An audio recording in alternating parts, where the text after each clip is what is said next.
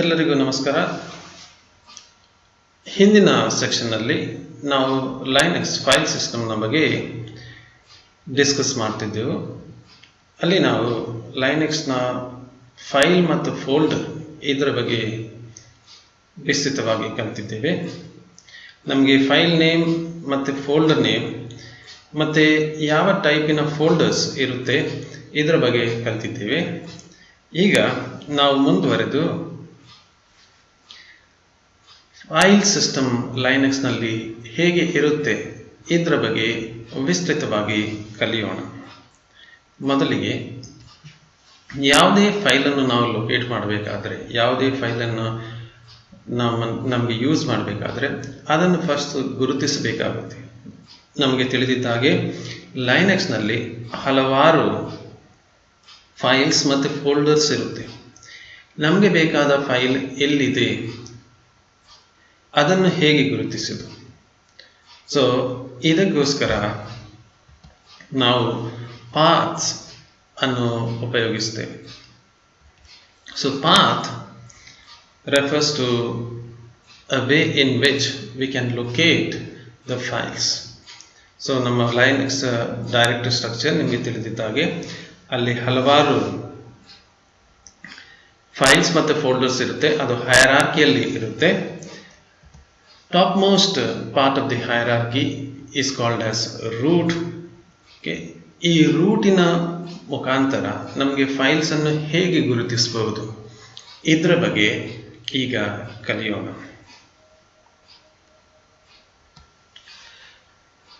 So ನಮಗೆ ತಿಳಿದಿದ್ದ ಹಾಗೆ ಲೈನಕ್ಸ್ನಲ್ಲಿ top most file ಬರುವಂಥದ್ದು ರೂಟ್ ಆಗಿರುತ್ತೆ. ಸೊ ರೂಟಿಂದಾಗಿ ಸ್ಟಾರ್ಟ್ ಆಗಿ ರೂಟಿನ ಕೆಳಗಡೆ ಹಲವಾರು ಅದರ್ ಫೋಲ್ಡರ್ಸ್ ಇರುತ್ತೆ. ಈ ಫೋಲ್ಡರ್ಸ್ ನಾವು ಕ್ರಿಯೇಟ್ ಮಾಡಿದ್ದಲ್ಲ.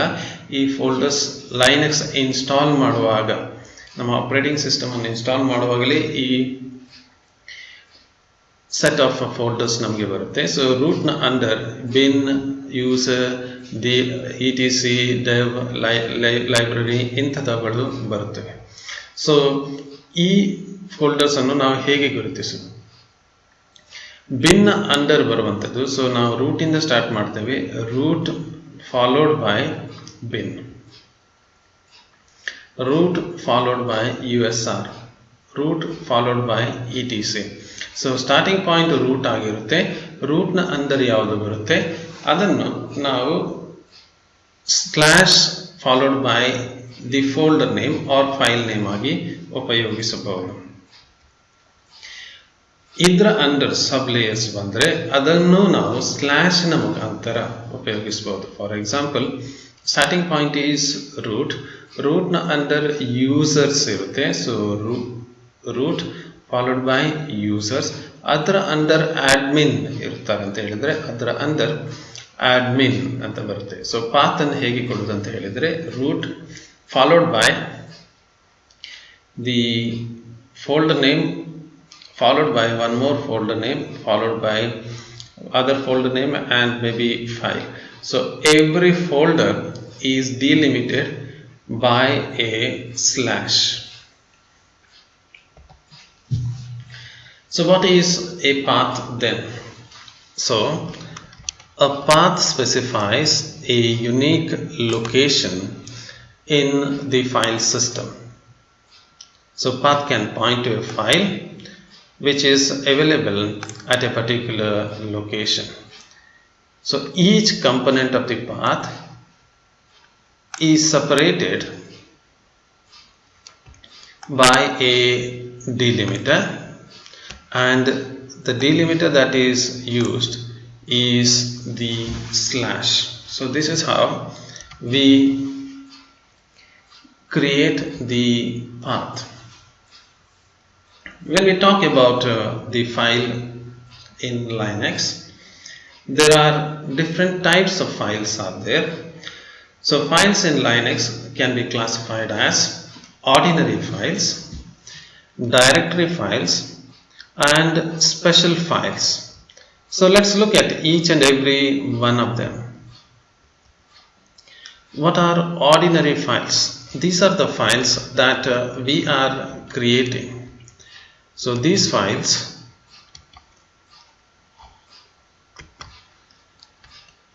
includes the files that are created by the application, or it could be a data file, it could be a document files. What is the meaning of saying application files? Application files are those files which can be executed. So ಇವುಗಳು execute ಮಾಡುವಂಥ files ಆಗಿರುತ್ತೆ. So execute ಮಾಡುವಂಥ files ಯಾವುದೆಲ್ಲ ಇರುತ್ತೆ? Executable files are binary files. For example, ನೀವು internet browse ಮಾಡಬೇಕಾದ್ರೆ ನಿಮಗೆ Firefox ಎಂಬ ಅಪ್ಲಿಕೇಶನ್ ಬರುತ್ತೆ. ಅದೇ ರೀತಿ ನಿಮ್ಮ ಕ್ರೋಮ್ ಅಂತ ಅಪ್ಲಿಕೇಶನ್ ಬರುತ್ತೆ. ನಿಮಗೆ ಗೇಮ್ಸ್ ಆಡಬೇಕಾದ್ರೆ ಸಾಲಿಟೇರ್ ಆರ್ ಇನ್ಯಾವುದಾದ್ರೆ ಅಪ್ಲಿಕೇಶನ್ ಬರುತ್ತೆ. ಸೊ ಇದೆಲ್ಲ ಫೈಲ್ಸ್ ಯಾವ ಫೈಲ್ಸಲ್ಲಿ ಸಿಸ್ಟಮಿಗೆ ಬೇಕಾದ ಬೈನರಿ ಇನ್ಸ್ಟ್ರಕ್ಷನ್ಸ್ ಇರುತ್ತೆ. ಪ್ರೋಗ್ರಾಮ್ಸ್ ಬರೆದು ಅದನ್ನು ಕಂಪೈಲ್ ಮಾಡಿ ಬೈನರಿ ಫಾರ್ಮ್ಯಾಟಲ್ಲಿ ಇಟ್ಟಿರ್ತಾರೆ. ಯಾವ ಇನ್ಸ್ಟ್ರಕ್ಷನ್ಸನ್ನು ಆಪರೇಟಿಂಗ್ ಸಿಸ್ಟಮ್ಗೆ ಅರ್ಥ ಮಾಡಿ ಅದನ್ನು ಕ್ಯಾರಿ ಫಾರ್ವರ್ಡ್ ಮಾಡುತ್ತೆ. ಇಂಥ ಅಪ್ಲಿಕೇಶನ್ಸ್ಗಳಿಗೆ, ಇಂಥ ಫೈಲ್ಸ್ಗಳಿಗೆ ನಾವು ಅಪ್ಲಿಕೇಶನ್ ಫೈಲ್ಸ್ ಅಂತ ಕರೀತೇವೆ. ಮುಂದುವರೆದು ನೆಕ್ಸ್ಟ್ ಟೈಪ್ ಆಫ್ ಫೈಲ್ಸ್ ನಮಗೆ ಸಿಕ್ಕುವಂಥದ್ದು data files. So data files are the files which are use to store data. Like ನಿಮ್ಮ ಇಮೇಜ್ ಇರ್ಬೋದು, ಆಡಿಯೋ ಇರ್ಬೋದು, ವಿಡಿಯೋ ಇರ್ಬೋದು, ಇಂಥವುಗಳೆಲ್ಲ ಡೇಟಾ ಫೈಲ್ಸ್ ಆಗಿರುತ್ತೆ, ಯಾವುದರಲ್ಲಿ ನಮಗೆ ಮಾಹಿತಿಯನ್ನು ಸ್ಟೋರ್ ಮಾಡಿರ್ತೀವಿ. Next type of files are documents files. These are used to store information like text ಇರ್ಬೋದು, ಡ್ರಾಯಿಂಗ್ ಇರ್ಬೋದು, ಇಮೇಜಸ್ ಲೈಕ್ ನಿಮ್ಮ ವರ್ಡ್ ಡಾಕ್ಯುಮೆಂಟ್ಸ್ ಇರ್ಬೋದು, ಪವರ್ ಪಾಯಿಂಟ್ ಇರ್ಬೋದು, ಎಕ್ಸೆಲ್ ಇರ್ಬೋದು, ಇವುಗಳೆಲ್ಲ ಡಾಕ್ಯುಮೆಂಟ್ಸ್ ಫೈಲ್ ಆಗಿರುತ್ತೆ. ಡೈರೆಕ್ಟರಿ ನಮಗೆ ತಿಳಿದಿದ್ದಾಗೆ directory is also a special file. So ಡೈರೆಕ್ಟರಿಯಲ್ಲಿ ಏನು ಮಾಡ್ತಾರೆ ಅಂತ ಹೇಳಿದರೆ, directory you can imagine directory as a table of content. ನೀವು ಪುಸ್ತಕ ಬರೆದ್ರೆ, ನಿಮ್ಮ ರೆಕಾರ್ಡ್ ಬುಕ್ ಬರೆದ್ರೆ ಸ್ಟಾರ್ಟಿಂಗಲ್ಲಿ ನೀವು ಟೇಬಲ್ ಆಫ್ ಕಂಟೆಂಟ್ ಬರೀತೀರಾ. ಸೊ ಅಲ್ಲಿ ನಿಮಗೆ ಯಾವ ಚಾಪ್ಟರ್ ಆರ್ ಯಾವ ಪ್ರೋಗ್ರಾಮ್ಸ್, ಅದು ಯಾವ ಡೇಟಲ್ಲಿ, ಯಾವ ಪೇಜ್ ನಂಬರಲ್ಲಿದೆ ಅಂತ ಡೀಟೇಲ್ಸ್ ಇರುತ್ತೆ. So directory is also a file that contains the table of content. So it is also treated as a file in Unix. Next type of files ನಮಗೆ ಸಿಗುವಂಥದ್ದು are special files. So special files ನಿಮಗೆ ತಿಳಿದಿದ್ದಾವೆ. Unix ಕೆಲವು ಫೈಲ್ಸ್ಗಳನ್ನು special files ಅಂತ ಕರೆಯುತ್ತೆ. So these files are like device drivers. So ನಿಮಗೆ ತಿಳಿದಿದ್ದಾಗೆ device drivers ಇರ್ಬೋದು, device itself ಇರ್ಬೋದು, or link files ಇರ್ಬೋದು, ಇವುಗಳೆಲ್ಲ ಸ್ಪೆಷಲ್ ಫೈಲ್ಸ್ ಆಗಿರುತ್ತೆ. ಸೊ ಡಿವೈಸ್ ಡ್ರೈವರ್ನ ಕೆಲಸ ಏನು ನಿಮಗೆ ತಿಳಿದಿದ್ದಾಗೆ, device drivers are use to control a device. ನಿಮ್ಮ ಕೀಬೋರ್ಡ್ ಇರ್ಬೋದು, ನಿಮ್ಮ ಮಾನಿಟರ್ ಇರ್ಬೋದು, ನಿಮ್ಮ ಆಡಿಯೋ ಔಟ್ಪುಟ್ ಇರ್ಬೋದು, ನಿಮ್ಮ ವಿಡಿಯೋ ಡಿಸ್ಪ್ಲೇ ಇರ್ಬೋದು, ಈ ಎಲ್ಲವೂ ಯುನಿಕ್ಸಲ್ಲಿ ಫೈಲ್ ಆಗಿ ಕನ್ಸಿಡರ್ ಮಾಡುತ್ತೆ. ನಿಮ್ಮ ಪ್ರಿಂಟರನ್ನು ಫೈಲ್ ಆಗಿ ಕನ್ಸಿಡರ್ ಮಾಡುತ್ತೆ. ಸೊ ಇವುಗಳನ್ನು ಕಂಟ್ರೋಲ್ ಮಾಡಲಿಕ್ಕೆ ಸ್ಪೆಷಲ್ ಟೈಪ್ ಆಫ್ ಸಾಫ್ಟ್ವೇರ್ ಬೇಕಾಗುತ್ತೆ. ಈ ಸಾಫ್ಟ್ವೇರ್ನ ಹೆಸರು ಏನಾಗಿರುತ್ತೆ ಅಂತ ಹೇಳಿದರೆ device drivers. So device drivers are used to control the devices. So device drivers ನಮಗೆ ಬೇಕೇ ಬೇಕು. They are very essential in working of any operating system. Next ನಾವು ನೋಡುವಂಥದ್ದಾದರೆ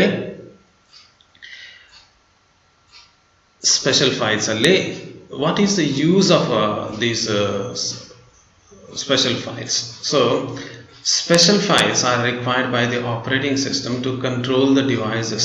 The way in which a particular device works, that is controlled like a printer, modem, monitor, and so on, so forth, are controlled by the special files. Next type of special file that we can always see are links. Links are nothing but they are shortcuts in Windows. So ನೀವು Windows ಅಲ್ಲಿ shortcut create ಮಾಡ್ತೀರಿ. Shortcut ಅಂದರೆ ಏನು?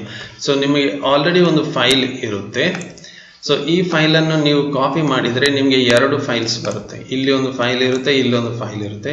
ನಾಳೆ ಈ ಫೈಲಲ್ಲಿ ನೀವು ಏನಾದರೂ changes ಮಾಡಿದರೆ ಒಂದು ಫೈಲಲ್ಲಿ ಮಾತ್ರ ಚೇಂಜ್ ಬರುತ್ತೆ, ಇನ್ನೊಂದು ಫೈಲಲ್ಲಿ ನಿಮಗೆ ಚೇಂಜಸ್ ಹೈಲೈಟ್ ಆಗೋದಿಲ್ಲ.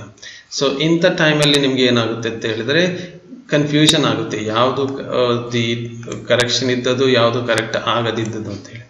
ಅದಕ್ಕೆ ನಾವು ವಿಂಡೋಸಲ್ಲಿ ಆಗಲಿ ಲೈನಕ್ಸಲ್ಲಿ ಆಗಲಿ ನಾವು ಏನು ಮಾಡ್ತೇವೆ ಅಂತ ಹೇಳಿದರೆ ಒಂದು ಫೈಲ್ ಕ್ರಿಯೇಟ್ ಮಾಡ್ತೇವೆ.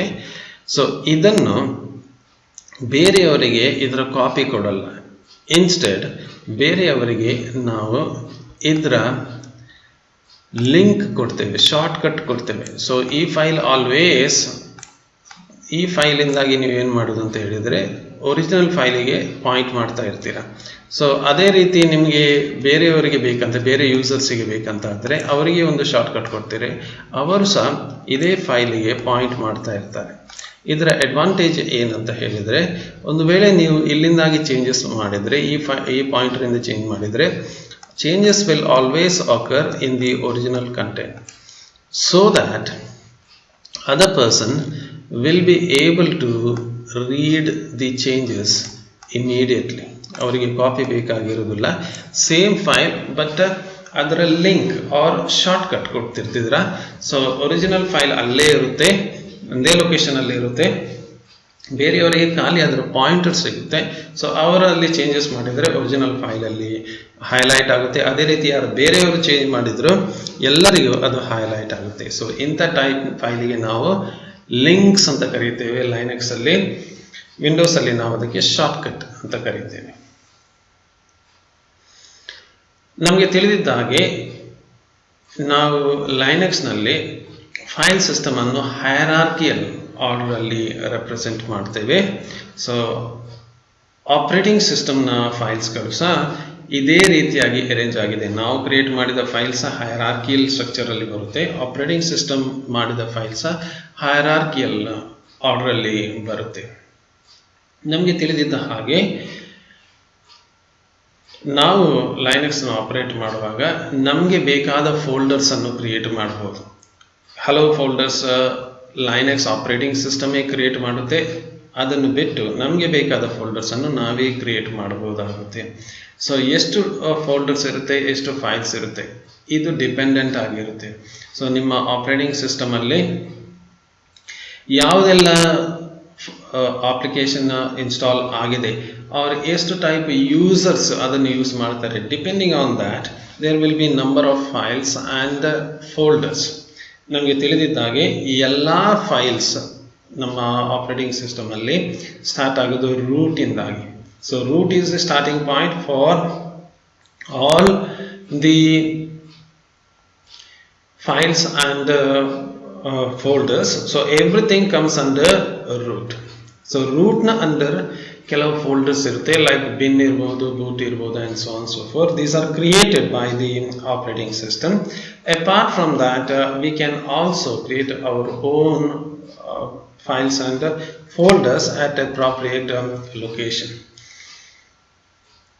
So now let's look at what are the different files which are available in Linux. So ನಾವು ಈಗ ಲೈನಕ್ಸ್ಗೆ ಸ್ವಿಚ್ ಮಾಡುವ.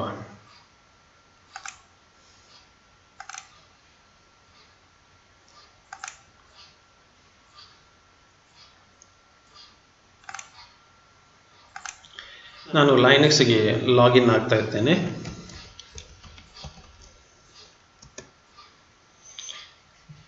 ಸೊ ನೀವು ಲೈನಕ್ಸ್ ಅನ್ನು ಸ್ಟಾರ್ಟ್ ಮಾಡುವಾಗ ಲೈನಕ್ಸ್ನಲ್ಲಿ ನಿಮಗೆ ಒಂದು ಡೆಸ್ಕ್ಟಾಪ್ ಕಾಣುತ್ತೆ. ವಿಂಡೋಸಲ್ಲಿ ಇದ್ದಾಗೆ ಮೈ ಕಂಪ್ಯೂಟರ್ ಇರುತ್ತೆ, ಇರದಿದ್ದರೂ ನಮಗೆ ಯೂಸ್ ಮಾಡ್ಬೋದು. ಸೊ ಇದನ್ನು ನಾನು ಡಬಲ್ ಕ್ಲಿಕ್ ಮಾಡಿದರೆ ನನಗೆ ವಿಂಡೋಸಲ್ಲಿ ಕಾಣಿದಾಗೆ ಫೈಲ್ ಸಿಸ್ಟಮ್ ಕಾಣುತ್ತೆ, ಸಿ ಡಿ ಇದ್ದರೆ ಸಿ ಡಿ ರಾಮ್ ಕಾಣುತ್ತೆ. ನಾನು ಈ ಫೈಲ್ ಸಿಸ್ಟಮ್ ಅನ್ನು ಡಬಲ್ ಕ್ಲಿಕ್ ಮಾಡ್ತೇನೆ. ಸೊ ಫೈಲ್ ಸಿಸ್ಟಮ್ ಅನ್ನು ಡಬಲ್ ಕ್ಲಿಕ್ ಮಾಡುವಾಗ ನನಗೆ ನೀವು ಇಲ್ಲಿ ನೋಡಿದಾಗೆ root is the starting point. So ನಾನು ರೂಟಲ್ಲಿ ಇದ್ದೇನೆ. ರೂಟ್ನ ಒಳಗೆ ನನಗೆ ಹಲವಾರು ಫೋಲ್ಡರ್ ಇದೆ, bin, boot, dev, etc, home, lib and so on so far. So ರೂಟ್ನ ಅಂಡರ್ ಬರುವ ಫೋಲ್ಡರ್ ನಿಮಗೆ ತಿಳಿದಿದ್ದಾಗೆ ನಾನು ರೂಟಲ್ಲಿದ್ದೇನೆ, ರೂಟ್ನ ಅಂಡರ್ ಬಿನ್ ಬರುತ್ತೆ. ಸೊ ಈ ಬಿನ್ನನ್ನು ನಾನು ಓಪನ್ ಮಾಡಿದರೆ ಈ ಬಿನ್ ಒಳಗೆ ಏನಿರುತ್ತೆ? ಸೊ ನಾನು ಏನು ಮಾಡಿದೆ ಅಂತ ಹೇಳಿದರೆ ರೂಟಲ್ಲಿದ್ದೆ, ರೂಟ್ನ ಒಳಗೆ ಬಿನ್ ಇತ್ತು, ಬಿನ್ನನ್ನು ಓಪನ್ ಮಾಡಿದರೆ ನನಗೆ ಫೈಲ್ ಸಿಗುತ್ತೆ. So these are commands. ನೀವು ಲೈನಕ್ಸ್ ಅನ್ನು ಕಮಾಂಡ್ ಪ್ರಾಂಪ್ಟ್ ಅನ್ನು ಯೂಸ್ ಮಾಡಿದರೆ, ನೀವು ಕ್ಯಾಟ್ ಫೈಲ್ ಅನ್ನು ಯೂಸ್ ಮಾಡಿರುವರು, chmod ಅನ್ನು ಯೂಸ್ ಮಾಡಿರುವರು, ಚೈನ್ ಗ್ರೂಪ್ ಅನ್ನು ಯೂಸ್ ಮಾಡಿರುವರು, ಇಂಥದಾದ CP ಅನ್ನು ಯೂಸ್ ಮಾಡಿರುವರು. ಸೊ ಇದೆಲ್ಲ ನಿಮಗೆ ತಿಳಿದಿದ್ದಾಗೆ ಅವುಗಳೆಲ್ಲ ಕಮಾಂಡ್ಸ್ ಆಗಿರುತ್ತೆ. Commands are nothing but executable files. These files can be executed. So these files are in binary forms. ನಾನು ಇದನ್ನು ಓಪನ್ ಮಾಡಿದರೆ, ನಾನು ಓಪನ್ ವಿತ್ ಅದರ್ ಅಪ್ಲಿಕೇಶನ್ ಅಂತ ಹೇಳ್ತೇನೆ. ಅಲ್ಲಿ ನಾನು ಒಂದು ಅಪ್ಲಿಕೇಶನ್ ಕೊಡ್ತೇನೆ, gedit ಅಂತೇಳಿ ಓಪನ್ ಮಾಡ್ತೇನೆ. gedit ಅಲ್ಲಿ ನಾವು ನೋಡಿದರೆ, ಇದನ್ನು ಓಪನ್ ಮಾಡಲಿಕ್ಕೆ ನೋಡಿದರೆ, ಸೊ ಇದು gedit ಅಲ್ಲಿ ಇದನ್ನು ತಗೊಳ್ತಾ ಇಲ್ಲ, ಅದು ಆ್ಯಕ್ಚುಲಿ ಬೈನರಿ ಫೈಲ್ಸ್ ಆಗುತ್ತೆ. ನಾನು let me try to open it with something else. So ಯಾವುದಾದ್ರೂ ಒಂದು ಒಳ್ಳೆ application, let me open it with browser. Let's see whether the browser will be able to open that file. So ಇವುಗಳಲ್ಲಿ even a browser is not able to open that one. So what is these files are? These are all executable files.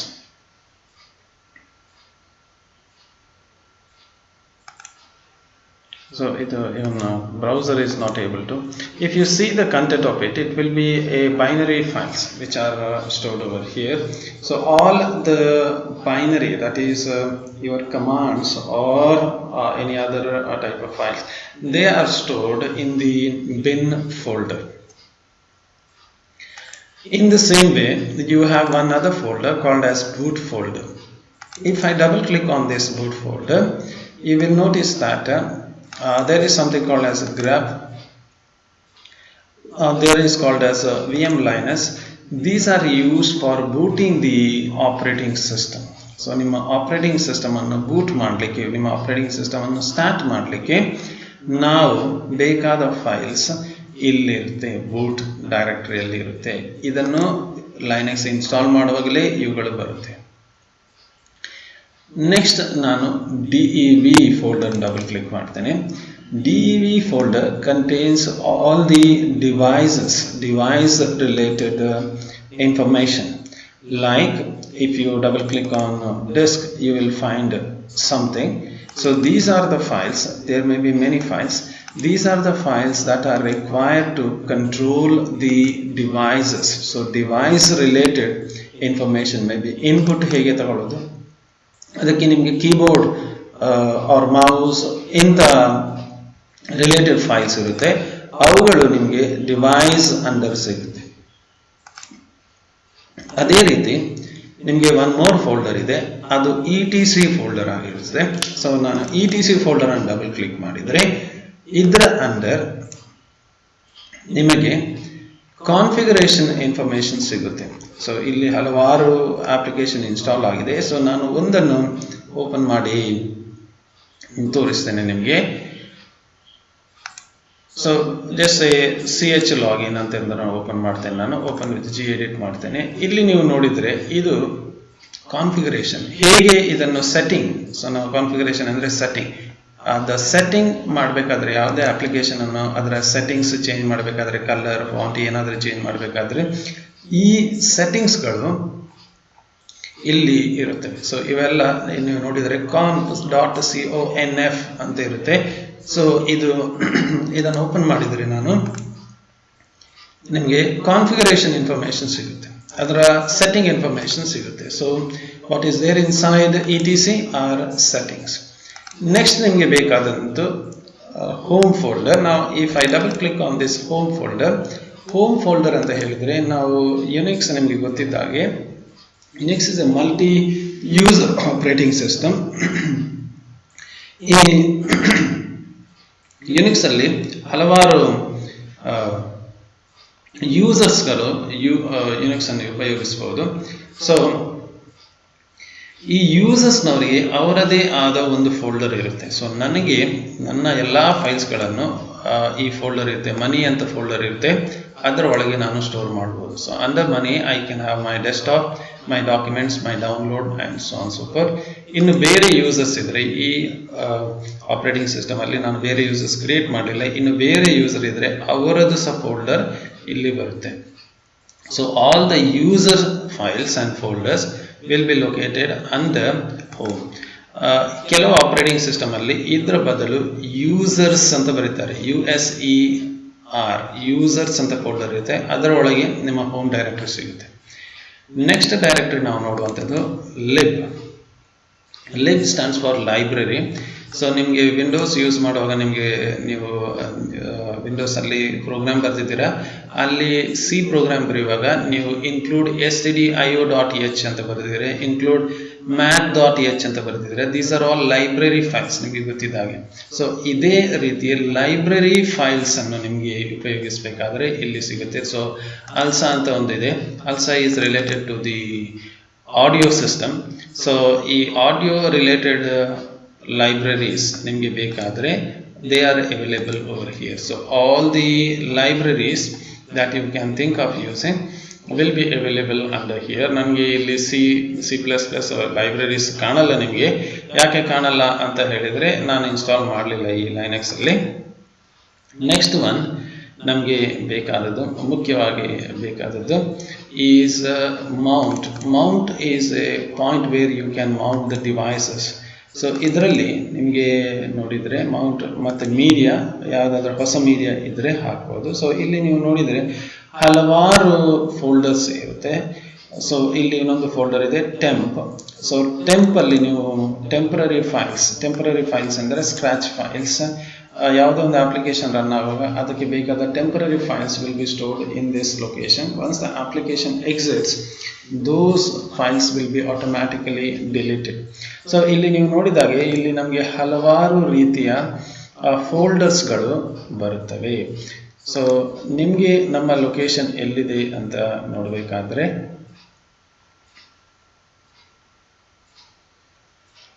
ನಿಮ್ಮ location ಎಲ್ಲಿದೆ ಅಂತ ನೀವು ನೋಡಬೇಕಾದ್ರೆ, so ನಾನಿಲ್ಲಿ ಹೋಮಲ್ಲಿದ್ದೇನೆ. So home ಎಲ್ಲಿದೆ ಅಂತ ಹೇಳಿದರೆ ನಾನು ಹೋಮ್ಗೆ ಕ್ಲಿಕ್ ಮಾಡ್ತೇನೆ, ಅದರ ಒಳಗೆ ಹೋಮ್ ಇದೆ, ಅದರ ಒಳಗೆ ಫೈಲ್ಸ್ ಇರುತ್ತೆ.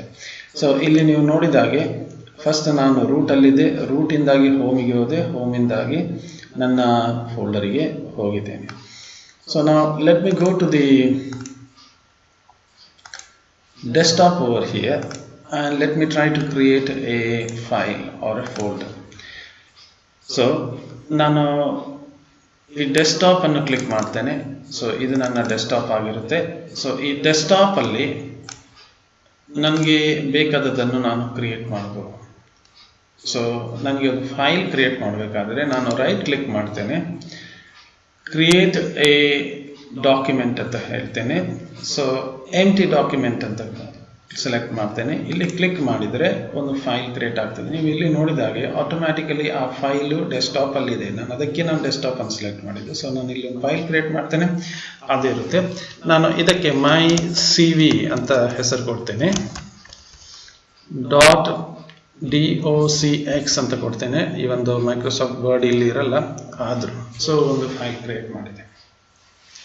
ಅದೇ ರೀತಿ ನಾನು ಒಂದು ಫೋಲ್ಡರ್ ಕ್ರಿಯೇಟ್ ಮಾಡಬೇಕಾದ್ರೆ ರೈಟ್ ಕ್ಲಿಕ್ ಮಾಡ್ತೇನೆ, ಕ್ರಿಯೇಟ್ ಎ ಫೋಲ್ಡರ್ ಅಂತ ಹೇಳ್ತೇನೆ, ಕ್ಲಿಕ್ ಮಾಡ್ತೇನೆ. ಆಟೋಮ್ಯಾಟಿಕಲಿ ಇಲ್ಲಿ ನೋಡಿ ನಿಮಗೆ ಒಂದು ಫೋಲ್ಡರ್ ಬಂದಿದೆ. Default name is untitled. ಅದಕ್ಕೆ ನಾನೊಂದು ಹೆಸರು ಕೊಡ್ತೇನೆ, ಮೈ ಫೋಟೋಸ್.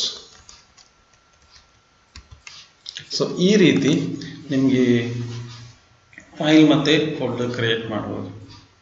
ಒಂದು ವೇಳೆ ನಿಮಗೆ ಈ ಫೈಲನ್ನು ಕಾಪಿ ಮಾಡಬೇಕಾದ್ರೆ ರೈಟ್ ಕ್ಲಿಕ್ ಮಾಡಿ, ಕಾಪಿಯನ್ನು ಸೆಲೆಕ್ಟ್ ಮಾಡಿ, ಎಲ್ಲಿ ಬೇಕು ಅಲ್ಲಿ ಹೋಗಿ. ಸೊ ನಾನು ಈ ಫೋಟೋನ ಒಳಗೆ ಹೋಗ್ತೇನೆ, ಅದರ ಒಳಗೆ ಹೋಗಿ ಪೇಸ್ಟ್ ಮಾಡ್ತೇನೆ. ಸೊ ನೀವು ನೋಡಿದಾಗೆ ಸೊ ನಾನು ಏನು ಮಾಡಿದೆ ಅಂತ ಹೇಳಿದರೆ ಈ ಫೈಲನ್ನು ಈ ಫೋಲ್ಡರ್ನೊಳಗೆ ಕಾಪಿ ಮಾಡಿದೆ.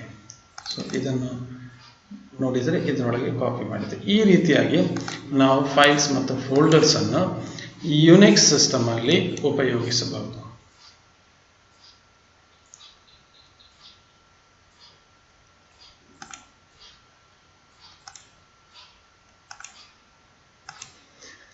ಸೊ ಜಸ್ಟ್ ಟು ರಿಕಾಲ್ ನಾವು ಏನೆಲ್ಲ ನೋಡಿದ್ದೇವೆ ಅಂತ ಹೇಳಿದರೆ ಲೈನಕ್ಸ್ ಹೈರಾರ್ಕಿಯಲ್ಲಿ bin ಅಂತ ಒಂದು ಫೋಲ್ಡರ್ ಇರುತ್ತೆ. bin is a short form for binary. It is used to store binary files. Next type ನಾವು ನೋಡುವಂಥದ್ದು boot. Boot is used to store the files that are required for booting the operating system. Next ನಾವು ನೋಡಿದ್ದು dev. It contains the file necessary for proper working of the operating system as well as proper working of the peripheral devices that are connected to the operating system. Next now noduvanthadu etc. It contains the files that are required for configuring the system devices or the software. Next one what we have seen is the temporary files. These are the files which are created. They are also for temporary purpose. They are also called as scratch files, which are deleted after use. The next one that we have seen is the home folder.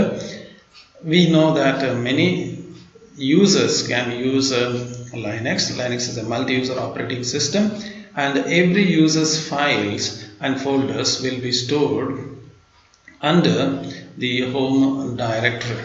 Okay.